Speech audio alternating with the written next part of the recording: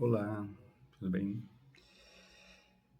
Ai, Você deve ter achado estranho o nome desse vídeo, O Mundo, e vai pensar assim, o que esse biruta vai falar do mundo que eu já não saiba, que eu já não conheça? Realmente, você talvez saiba e conheça o mundo em que você vive, e eu diria até o mundo que você cria para você viver nele e se sentir no seu mundo. Mas eu quero falar do mundo aos olhos de quem olha e vê tantas coisas que não gostaria de ver e qualquer pessoa em sã consciência tampouco gostaria de ver. Nós vivemos em um mundo extremamente ruim no sentido daqueles que aqui estão. Nós, é, nós. Por quê? Porque a grande maioria de nós, infelizmente, ainda se compraz com o mal. Ainda acredita que o mais importante a ser feito é cuidar de si e daqueles que lhe são próximos, como os seus familiares, ou seus amigos até. Mas se você perguntasse, desse um soro da verdade para 99% das pessoas e perguntasse se elas realmente se importam com outros, elas diriam não. Não estou preocupado com os outros. Estão preocupados consigo e com os seus, não com os outros. E essa talvez seja o degrau, esse talvez seja o degrau em que nós ainda não conseguimos transpassar, não conseguimos avançar nele. Por quê? Se a gente pensar todas as pessoas que fizeram algo extremamente útil para a humanidade, de um modo geral, elas estavam também pensando no próximo, não em si mesmo. E elas, algumas, conseguiram de alguma maneira fazer com que isso chegasse a todos, outras não. Mas de qualquer maneira, a gente tem que entender que isso que eu acabei de dizer, do fato de que as pessoas, todas as pessoas, elas na verdade, elas não se dão conta de como esse simples detalhezinho tão banal, de achar que somente eles importam, faz toda a diferença, toda, não é pouca, toda a diferença em nós, que aqui estamos. E por que digo isso? Por uma questão muito simples. Quando você se preocupa só com você, você vai estar sempre pensando na melhoria sua e não numa melhoria sua que possa trazer alguma benesse para quem quer que seja. Isso, quando você é um cidadão raso, como qualquer cidadão comum e corrente, ordinário, né? As pessoas costumam achar que ordinário tem a ver com alguma coisa ruim, na verdade não tem. Ordinário é comum. Quando você acha que quando você se dá conta que você é mais um só, e que você, na verdade, não tem, ou acredita que não tem como mudar absolutamente nada, você já está totalmente errado na no seu pensamento. Eu lembro uma vez, só para poder explicar isso que eu estou tentando, há uns 10, 8 anos atrás, mais ou menos, em que, porque o Brasil sempre foi assolado por escândalos, né? É claro que agora as coisas estão cada vez piores, né? A gente já começou muito mal de uns 6 anos, 7 anos para cá, enfim. Mas assim, o que me chamou a atenção foi que eu estava conversando, eu levei um carro para lavar e o cara que me atendeu, o homem que provavelmente seja o dono do Lava Jato, uma pessoa bastante humilde, me disse, a gente estava conversando sobre política, sobre o Congresso, sobre as coisas que a gente vê, sobre o Estado, enfim. E eu disse a ele sobre alguma coisa que me chamava a atenção, que estava totalmente errada. E ele disse, respondendo, ele rouba, mas faz alguma coisa. Me chamou a atenção. Ele rouba, mas faz alguma coisa. Ou seja, roubar é permitido, desde que se faça alguma coisa que, na verdade, é o mínimo que alguém no cargo público ou algumas pessoas em cargos públicos deveriam fazer.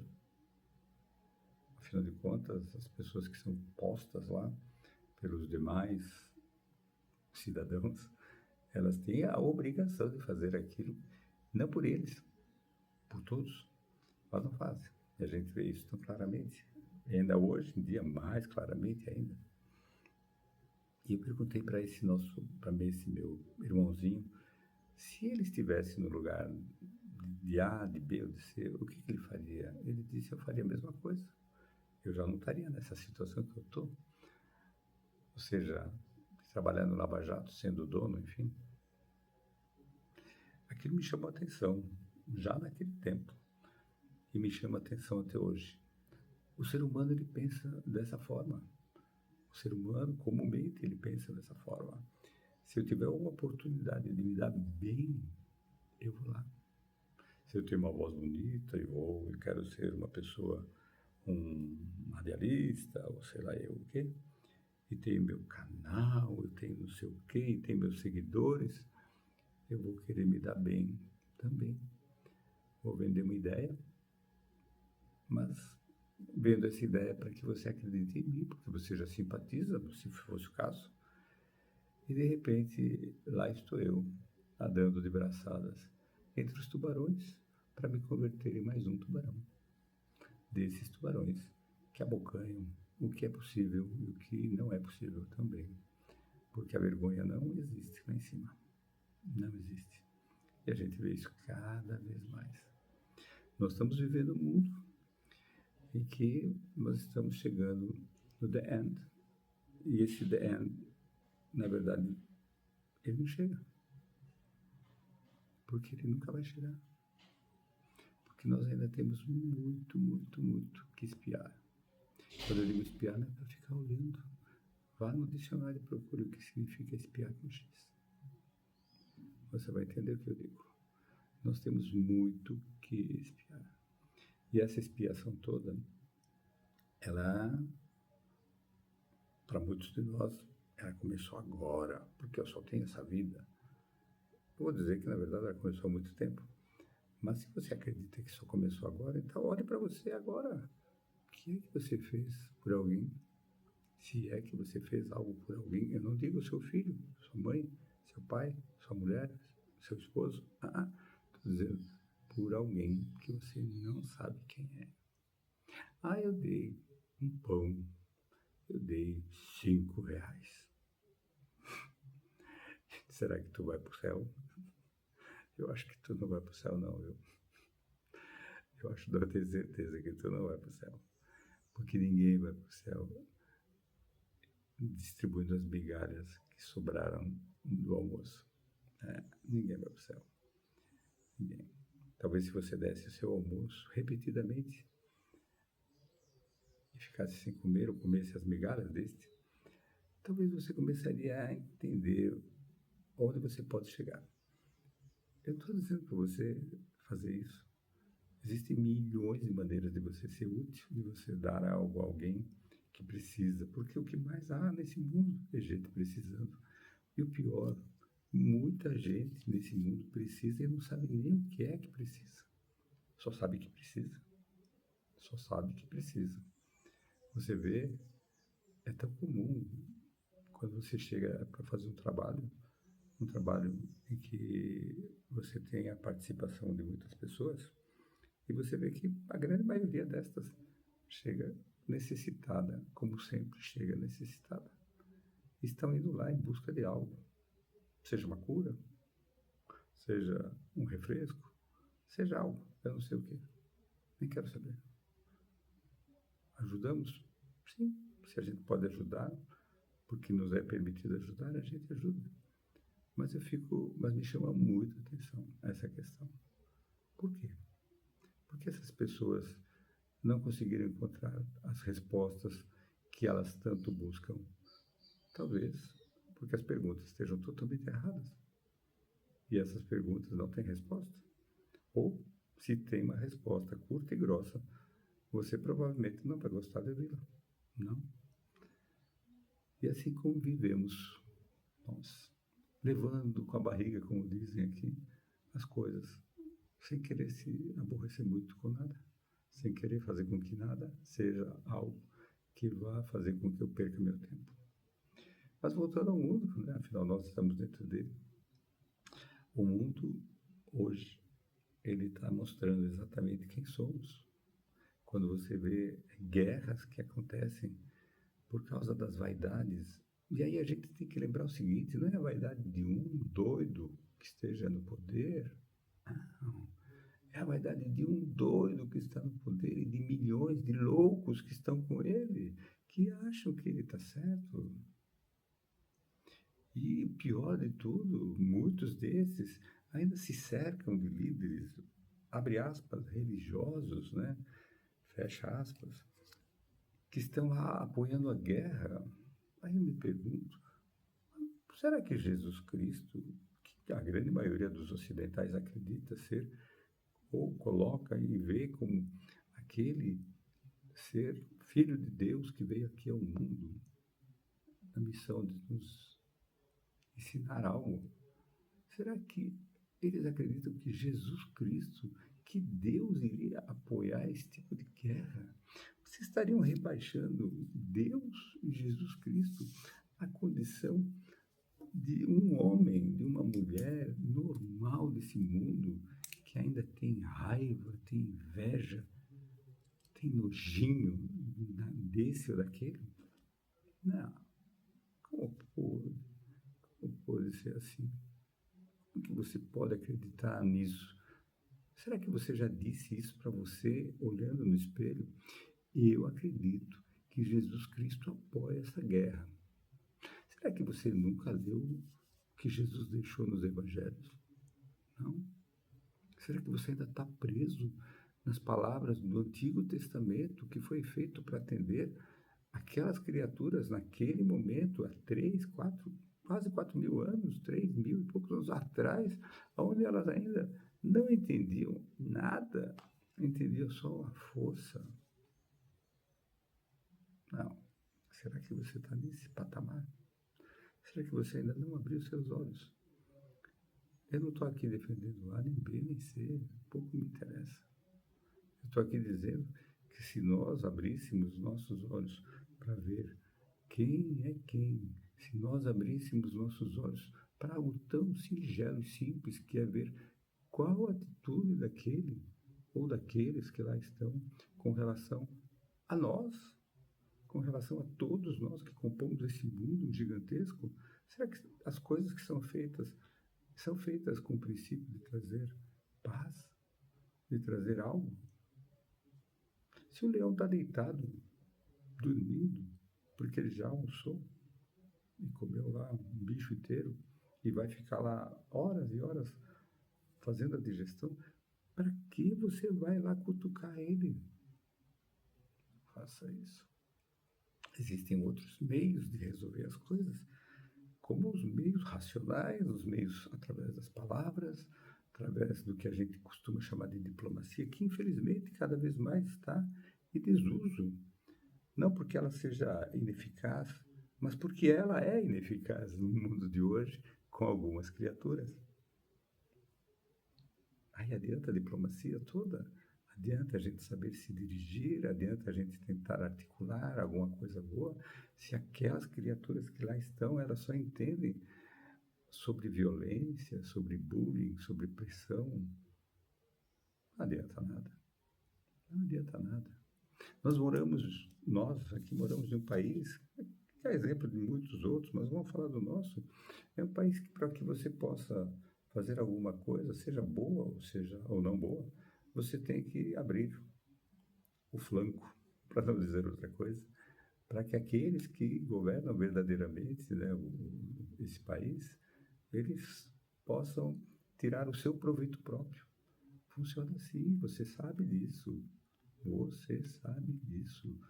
É um atrás de outro, grande processo, um escândalo que sai aos olhos do mundo sobre as coisas que são feitas com dinheiro público.